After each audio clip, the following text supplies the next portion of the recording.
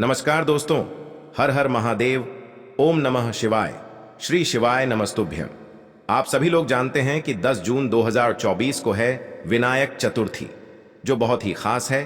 और दोस्तों, ये वो चतुर्थी है जो कि ज्येष्ठ महीने में सोमवार को पड़ रही है। दोस्तों, इसी दिन किया जाने वाला पंडित जी द्वारा बताया गया एक लाल फूल और एक सफेद फूल वाले उपाय आप लोगों को जरूर करना चाहिए, क्योंकि दोस्तों, ये एक ऐसा उपाय है जो कि हर दिन नहीं किया जाता।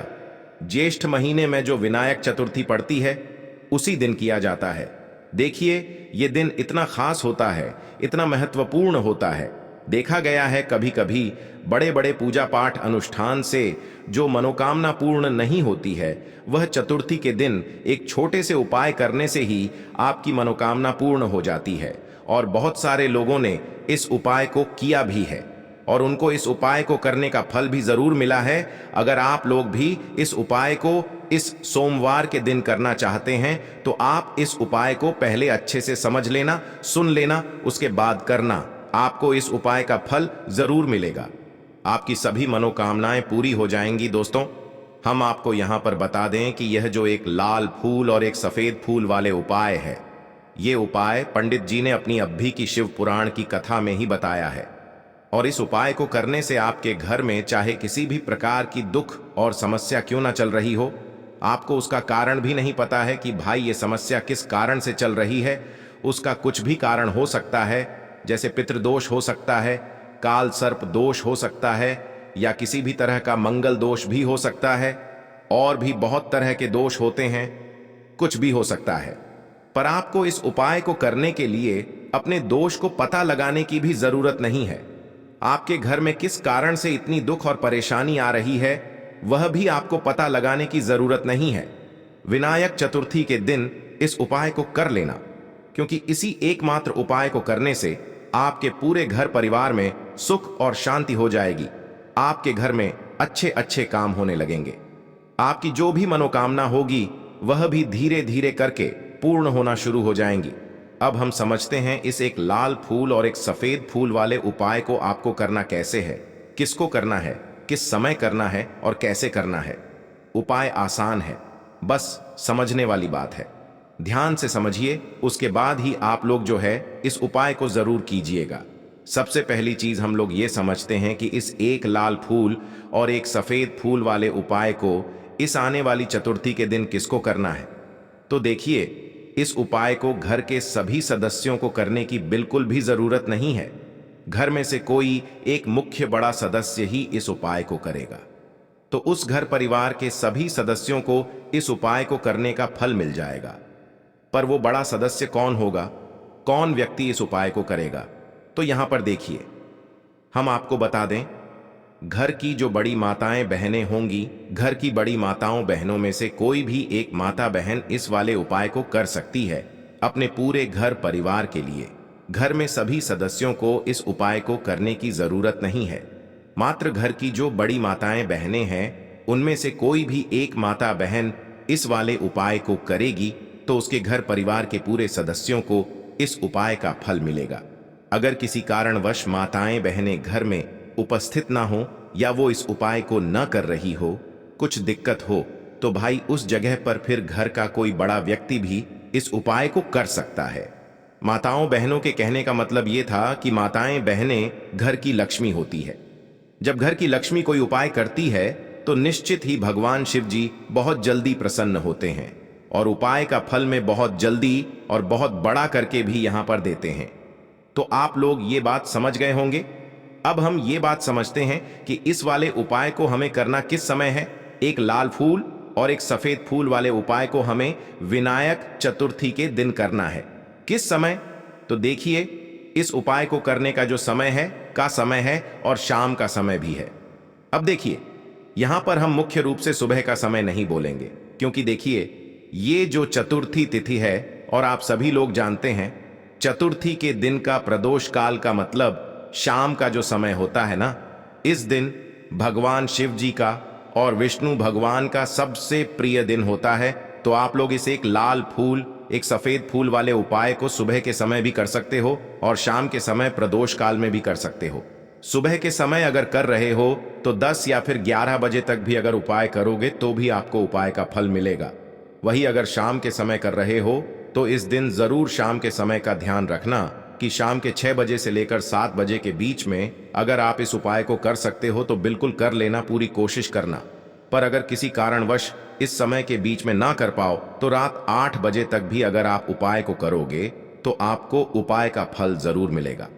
ये बात आपको समझ आ गई कि आप इस उपाय को सुबह और शाम दोनों समय कर सकते हो। मतलब करना आपको एक ही समय है, घर में से किसी एक ही बड़े व्यक्ति को करना है, पर एक ही बार इस उपाय को करना है। दोनों समय नहीं करना है। आपको जो समय अच्छा लगे आप उस समय पर इस वाले उपाय को कर सकते हैं। लेकिन उससे पहले जो भी मेरे भाई मेरी प्यारी बहनें आज चैनल पर पहली बार आए हैं या मेरी आवाज आज पहली बार सुन रहे हैं, अगर आप भी महादेव के सच्चे भक्त हैं तो वीडियो को लाइक और चैनल को सब्सक्राइब जरूर कर लें और कमेंट बॉक्स में लिखे हर हर महादेव। अब सबसे महत्वपूर्ण बात आती है कि इस उपाय को हमें करना किस लिए है। जैसा कि हमने अभी आपसे बोला कि इस उपाय को करने के बाद आपके जीवन में बहुत सारी खुशियां आएंगी, आपकी मनोकामनाएं पूर्ण होंगी, आपकी धन की समस्या दूर होगी, आपकी पैसों की समस्या दूर होगी।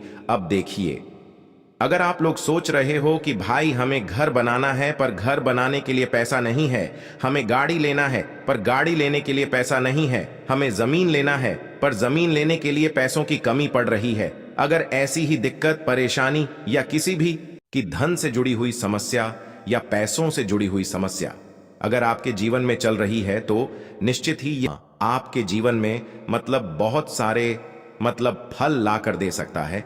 इसीलिए अगर आपके घर में बहुत ज्यादा दिक्कत समस्या परेशानी चल रही है, धन से जुड़ी हुई पैसों से जुड़ी हुई धन की बहुत ज्यादा कमी आ रही है, पैसों की बिल्कुल आवक नहीं हो रही है, तो भाई आप लोगों को इस वाले उपाय को जरूर करना चाहिए, घर में से किसी एक भी बड़े व्यक्ति को।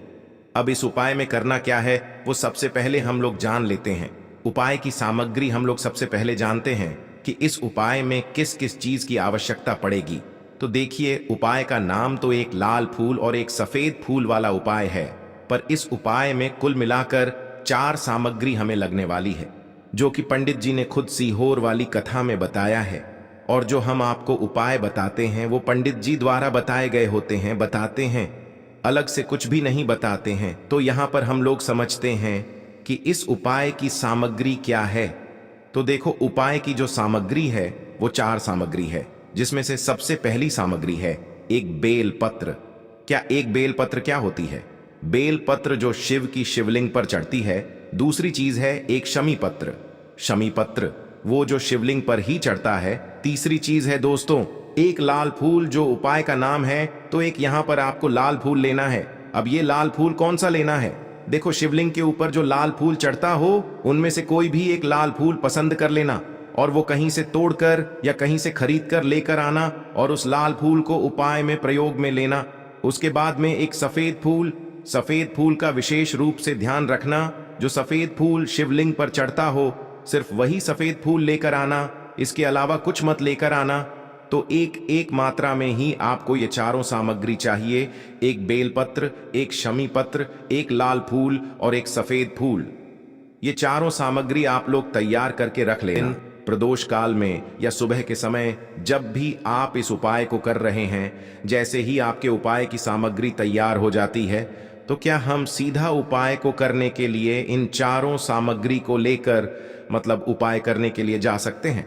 नहीं, तो यहां पर आपको इस बात का ध्यान रखना है कि हम भगवान शिव जी को प्रसन्न करने के लिए तो जा रहे हैं, हम अपनी मनोकामना को पूर्ण करवाने के लिए तो जा रहे हैं, पर हमें यह दर्शा बिल्कुल भी नहीं है कि हम सिर्फ अपने फायदे के लिए भगवान शिव जी के मंदिर में आए हैं। इसीलिए हम इस उपाय को करने के साथ साथ में भगवान शिव जी की पूजन अर्चना के लिए कुछ सामग्री भी जरूर लेकर जाएंगे। जैसे कि सुबह के समय अगर आप उपाय को कर रहे हो इस एक लाल फूल और एक सफेद फूल वाले उपाय को, तो भाई सुबह के समय आपको एक लोटा जल लेकर जाना है। जो लोग प्रतिदिन शिव जी के मंदिर जाते हैं, पूजन अर्चना करते हैं, जल चढ़ाते हैं, फूल बेल पत्र सब कुछ चढ़ाते हैं, भाई वो अपनी पूजन अर्चना वैसी की वैसी ही करना। बाकी जो सिर्फ उपाय को करने के लिए जा रहा है, जो कुछ भी लेकर नहीं जा रहा है, उसे कम 1 लोटा जल अपने घर से जरूर भरकर लेकर जाना, अगर आप उपाय को कर रहे हो, है ना। क्योंकि इस वाले उपाय को आप भगवान शिव जी की पूजन अर्चना करने के बाद ही करना। वही अगर बात करें शाम के समय की, अगर कोई व्यक्ति शाम के समय प्रदोष काल में इस वाले उपाय को कर रहा है, तो भाई आपको मात्र एक घी का दीपक तैयार करना है। ये बात हम हमेशा बोलते हैं। शाम के समय प्रदोष काल में कोई कर रहे हो ना, तो दीपक का विशेष महत्व होता है।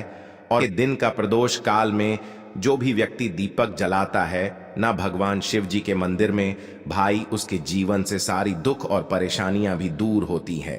तो भाई इस दिन दीपक का विशेष रूप से ध्यान रखना आप लोग, अगर आप इस उपाय को शाम के समय प्रदोष काल में कर रहे हो, है ना। ये जो दीपक आप लोग लोगे, ये आटे का लोगे। जो आटा आप गूंद दोगे उसके अंदर कुछ भी मत डालना, मात्र सादा आटा लगाकर उसे तैयार कर लेना और एक मीडियम साइज का दीपक तैयार कर लेना। वो दीपक ना ज्यादा छोटा हो ना ज्यादा बड़ा हो, है ना। उसके बाद में दीपक आपका तैयार हो जाए तो इसके अंदर जो बत्ती रखोगे वो गोल बत्ती रखोगे। देखो गोल बत्ती भी 2 तरह की होगी, एक बाजार की और एक घर वाली। तो कोशिश करना अपने घर में जो रुई रखी हुई है उस रुई से आप लोग एक गोल बत्ती अपने ही हाथों से बनाओ। उपाय का फल अच्छा मिलता है, भगवान शिव जी जल्दी प्रसन्न होते हैं। जब हम किसी भी उपाय को अपने हाथों से परिश्रम करके तैयार करते हैं तो आपको उस दीपक के अंदर एक गोल बत्ती रख देनी है। इसके अंदर जो चीज आप लोग डालोगे वो डालोगे शुद्ध देसी गाय का घी। इस बात का विशेष रूप से ध्यान रखना, शुद्ध देसी गाय का घी ही डालना है, तेल वगैरह नहीं। आज के दिन तो मतलब इस दिन मत डालना, क्योंकि भगवान शिव जी का सबसे प्रिय दिन और प्रिय समय पर हम लोग इस वाले उपाय को कर रहे हैं। तो थोड़ा सा शुद्ध देसी गाय का घी इतना डालना कि वो दीपक कुछ समय तक चल सके। ना बाजार वाला मिलावटी घी डालना, ना भैंस का घी डालना, शुद्ध देसी गाय का घी आपको ढूंढने में थोड़ी मतलब मेहनत लगेगी और महंगा भी मिलेगा, पर इसी मतलब घी से भगवान शिव जी प्रसन्न होते हैं और उसी शुद्ध देशी गाय की घी से घर में बरकत भी बनी रहती है और हमारे घर में सुख शांति भी बनी रहती है। इसलिए इस शुद्ध देशी गाय का की घी को अपने घर में हमेशा रखा करो। वो भगवान शश जी के कार्यों में भी उपयोग में आता है और उपायों में भी हम लोग प्रयोग कर सकते हैं। तो यहाँ पर आपकी सारी तैयारियां हो चुकी हैं। उपाय को करते समय शुद्धता का विशेष रूप से ध्यान रखिएगा। सुबह कर रहे हो तो भाई सुबह तो आपको स्नान करना ही करना है, बाकी शाम को कर रहे हो तो शाम को मात्र हाथ मुंह धोकर भी आप लोग इस वाले उपाय को कर सकते हो। कोई दिक्कत वाली बात नहीं है भाई। उपाय की पूरी सामग्री तैयार करके और पूजन सामग्री लेकर आपको भगवान शिव जी के मंदिर पहुंचना है। जो आपके घर के पास में हो, जहां पर शिवलिंग विराजित हो, शिवालय हो, वहां पर आप लोगों को पहुंचना है। और जैसे ही आप भगवान शिव जी के मंदिर में पहुंचते हो, वहां जाकर ही उपाय शुरू नहीं करना है। पहले आपको भगवान शिव जी की पूजन अर्चना करना है। पूजन अर्चना कैसे करोगे?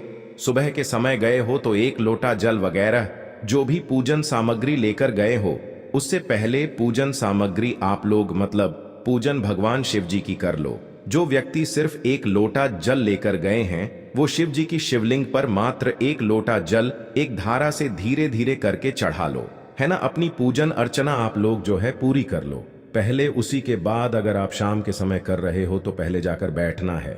भगवान शिव जी के शिवलिंग के पास में आप जो दीपक तैयार करके लेकर आए हो, उस दीपक को पहले जलाना है।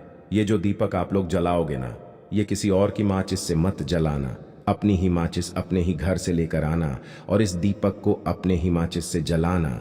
अगर आपने मंदिर की माचिस या किसी और की माचिस ले ली, इस उपाय को करने में इस उपाय का फल उस व्यक्ति को भी थोड़ा बहुत मिल जाएगा। इस बात का ध्यान रखना। अपने घर से अपनी ही माचिस लेकर जाना और इस दीपक को जलाना। दीपक को जलाने के बाद भगवान शिव जी की शिवलिंग के पास में रख देना। शिवलिंग के इतना पास में मत रखना कि भगवान शिव जी को आंच लगे, थोड़ी सी दूरी बनाकर ही जो है इस दीपक को शिवलिंग के पास में आप लोग रख दीजिएगा। अब जैसे ही आपकी पूजन अर्चना हो जाती है, भगवान शिव जी के शिवलिंग के सामने या आसपास कहीं पर भी बैठ जाइए उपाय को करने के लिए। और उपाय को करने से पहले आप लोग अपनी वह चारों पूजन सामग्री निकाल लीजिए। उपाय की जो सामग्री है वो निकाल लीजिए और भगवान शिव जी के शिवलिंग के ऊपर एक माता अशोक सुंदर जी का स्थान देख लीजिए। माता अशोक सुंदर जी का जो स्थान होता है वो जलाधारी के ऊपर होता है, जलाधारी के बिल्कुल बीचों बीच में होता है। आप लोगों ने देखा भी होगा शिवलिंग की जलाधारी होती है, जलाधारी के बिल्कुल बीचों बीच का जो स्थान होगा वो माता अशोक सुंदर जी का स्थान होगा, क्योंकि यहीं पर हमें ये जो है उपाय को करना है। सबसे पहली चीज अब हम उपाय को करना शुरू करते हैं। आप सबसे पहले अपनी एक बेलपत्र उठा लो। एक बेलपत्र को आपको माता अशोक सुंदरी जी वाले स्थान पर सबसे पहले समर्पित करना है। बेलपत्र की डंडी का मुख होगा जलाधारी की तरफ, जहां से जल बहता है और नीचे गिरता है, और बीच वाली बड़ी पत्ती का मुख मतलब शिवलिंग की तरफ होगा। इस तरीके से आपको इस बेलपत्र को माता अशोक सुंदरी जी वाले स्थान पर समर्पित कर देना है। उसके बाद में अपनी एक शमी पत्र उठा लो जो आप उपाय के लिए लेकर आए हुए हो। शमी पत्र को उठाकर शमी पत्र की भी जो डंडी का भाग होगा वो जलाधारी की तरफ करके, जहां से जल बहता है नीचे गिरता है उस तरफ करके, और पत्ती वाला भाग शिवलिंग की तरफ करके इस शमी पत्र को भी उस बेल पत्र के ऊपर आपको समर्पित कर देना है। समर्पित करने के बाद अब आप ले लो अपना एक लाल फूल जो आप उपाय को करने के लिए लेकर आए हुए हो। इस लाल फूल का जो खिला हुआ भाग होगा, चाहे वो गुलाब का फूल हो, चाहे कोई सा फूल जो शिवलिंग पर चढ़ता हो भाई, उस फूल का जो खिला हुआ भाग होगा वो शिवलिंग की तरफ होगा। बाकी जो पीछे का भाग होगा फूल का वो जलाधारी की तरफ, जहां से जल बहता है नीचे गिरता है उस तरफ होगा। और आखिरी में आपका जो एक सफेद फूल बचा हुआ है ना, इस सफेद फूल को भी आपको लेना है, और सफेद फूल का जो खिला हुआ भाग होगा वो शिवलिंग की तरफ होगा, जहां पर शिवलिंग रखा हुआ है उस तरफ होगा, और डंडी का भाग जलाधारी के पीछे की तरफ हो जाएगा, मतलब जो जहां से जल बहता है और नीचे गिरता है। जब आप लोग एक बेलपत्र, एक शमी पत्र और एक लाल फूल, एक सफेद फूल चढ़ा रहे हो, तो उस समय आप लोगों को कांता भगवान या कांता चक्र का नाम लेते हुए ही जो है इस उपाय को करना है, और भगवान शिव जी और नारायण जी का स्मरण करते हुए ही जो है इस उपाय को आपको करना है। तो जब भी आप एक बेलपत्र, एक शमी पत्र, एक लाल फूल और एक सफेद फूल चढ़ा रहे हो, तो या तो आप कांता चक्र का नाम ले लेना या कांता भगवान का नाम लेते हुए जो है इन सभी सामग्रियों को माता अशोक सुंदरी जी वाले स्थान पर आप लोग समर्पित करते जाना, और शिव और नारायण जी का नाम भी साथ साथ में लेते जाना। और जैसे ही आप लोग ये उपाय पूरा कर लेते हो, चारों सामग्रियों समर्पित कर देते हो, उसके बाद में भगवान से वही के वही बैठे बैठे हाथ जोड़ के प्रार्थना करना, आपकी मनोकामना हो। धन से जुड़ी हुई, पैसों से जुड़ी हुई, घर में माता लक्ष्मी जी की कमी हो रही है, जो भी दुख और समस्या परेशानी चल रही हो, आपको अपनी वह दुख और परेशानी जो है भगवान शिव जी से उपाय को पूरा करने के बाद वहीं पर पास में बैठकर बोल देना है, हाथ जोड़ के आंखें बंद करके अपनी परेशानी और श्री शिवाय नमस्तुभ्यं का जाप करना है। दोस्तों, आज हमने इस वीडियो में कुछ उपाय बताए हैं जो आपको अवश्य करने हैं। अगर आपको ये वीडियो पसंद आए तो हमारे इस चैनल को सब्सक्राइब जरूर करें। हर हर महादेव, ओम नमः शिवाय।